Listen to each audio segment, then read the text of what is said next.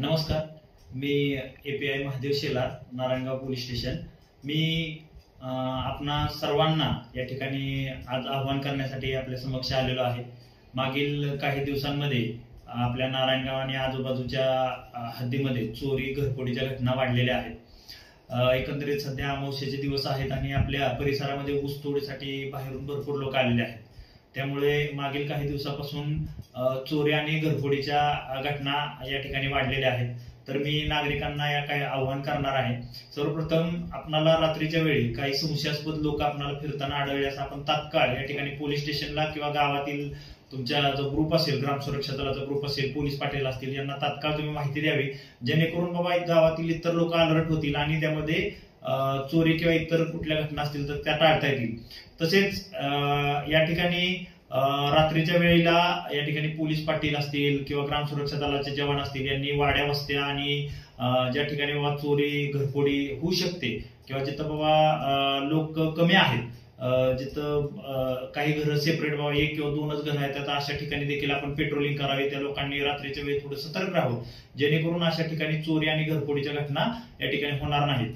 तसेच काही ठिकाणी जिथं चोरी आणि घरफोडीच्या घटना आहेत त्या ठिकाणी आम्ही आज भेट दिल्यानंतर असं निदर्शनास आलं की पूर्ण बऱ्याच ठिकाणी गावांमध्ये सीसीटीव्ही वगैरे बसवलेले नाही। त्यामुळे नक्की चोर कुठून आले, कुठल्या बाजूला गेले याबद्दल माहिती घेताना आम्हाला खूप अडचणी येत आहेत। तर मी या ठिकाणी नागरिकांना आवाहन करतो की आपण जास्तीत जास्त प्रमाणात या ठिकाणी आपल्या घरांवरती तसेच रोडला सीसीटीव्ही कॅमेरे बसवा, जेणेकरून आपल्याला चोरी किंवा घरफोडीच्या घटना घडल्यास आपल्याला त्या ठिकाणी ते उघडकीस आणण्यामध्ये मदत होईल। तसेच या ठिकाणी अमावस्येचे दिवस आहेत, त्यामुळे निश्चित या कालावधीमध्ये आपल्याला मोठ्या प्रमाणात चोरीच्या घरफोडीच्या घटना वाढत असतात। तर त्यामुळे आपण या 2 दिवसांमध्ये किंवा ह्या पुढील 5-10 दिवस आहेत त्या 10 दिवसांमध्ये जास्तीत जास्त लोकांनी सतर्क राहायचे। तसेच प्रत्येक वस्तीमध्ये, वाड्यांमध्ये एक 4-4, 5-5 जणांचे ग्रुप करून या ठिकाणी आपण पेट्रोलिंग करावे, जेणेकरून आपल्याला त्या ठिकाणच्या चोरीच्या घटना टाळता येतील।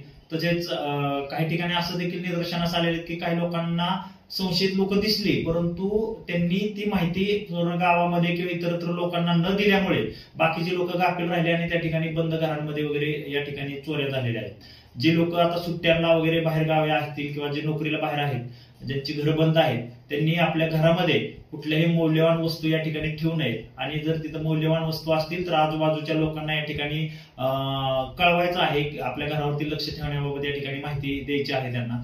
तसेच जी लोक ज्या घरामध्ये वयस्कर लोक राहत आहेत फक्त, तर त्या लोकांनी आपल्या घरामध्ये मौल्यवान वस्तू कुठल्याही ठेवू नयेत आणि घराला ग्रिल वगैरे चांगल्या क्वालिटीचं ग्रिल, लोखंडी ग्रिल किंवा दरवाजे बसवून घ्यावेत।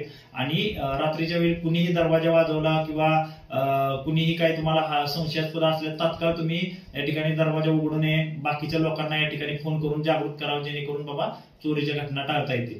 तसेच काही ठिकाणी लोकांना रात्रीच्या वेळी काही संशयास्पद वाटल्यास किंवा काही घटना घडली असल्यास तुम्ही डायल 112 या ठिकाणी कॉल करावा, जेणेकरून तुम्हाला तात्काळ पोलीस स्टेशनची या ठिकाणी मदत पोहोचवता येईल। तर मी नागरिकांना पुन्हा एकदा आवाहन करतो की आपल्या घरामध्ये या चोऱ्या आणि घरफोडीचं वाढतं प्रमाण लक्षात घेऊन आपल्या घरामध्ये कुठल्याही मौल्यवान वस्तू ठेवू नयेत।